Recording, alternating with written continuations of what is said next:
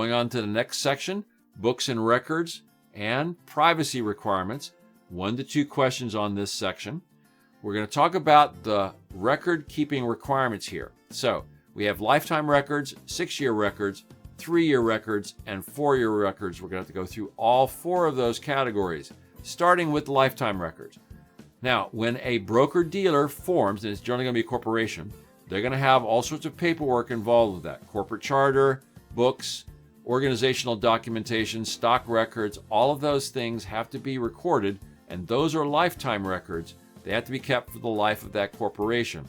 So anything had to do with forming the corporation or forming the broker-dealer itself, those records have to be kept for lifetime. Then we have our 6-year records. Now, these records would be anything that has to do with the capital, the finances, the securities, the money being held by the broker-dealer.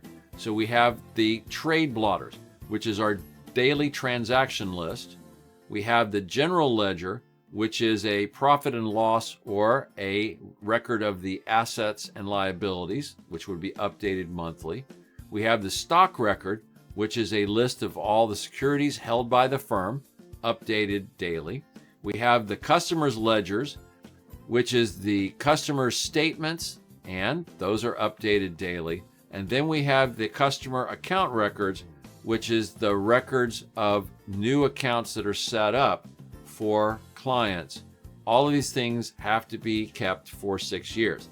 Now, if you guys remember my recommendation in the class, what I recommend that you do is you memorize the items that are on the 6-year record list, and then you know that what? Everything else is basically either lifetime, documents had to do with forming the corporation, or basically everything else is 3 years, except for, of course, customer complaints. So I think that's the easiest way to handle that. Let's go on to the 3-year records. Now, what's in the 3-year records? That's basically all the other paperwork that goes on in the broker-dealer. Advertising trial balances, forms U4 and U5, customer confirmations, order tickets, subsidiary ledgers, a list of every office, association person's compensation records, and compliance and procedures manuals. Now, the 3-year requirement is from last use. So it's advertising from the last time it was used. Confirmations after 3 years after they were used. Order tickets 3 years after they're used.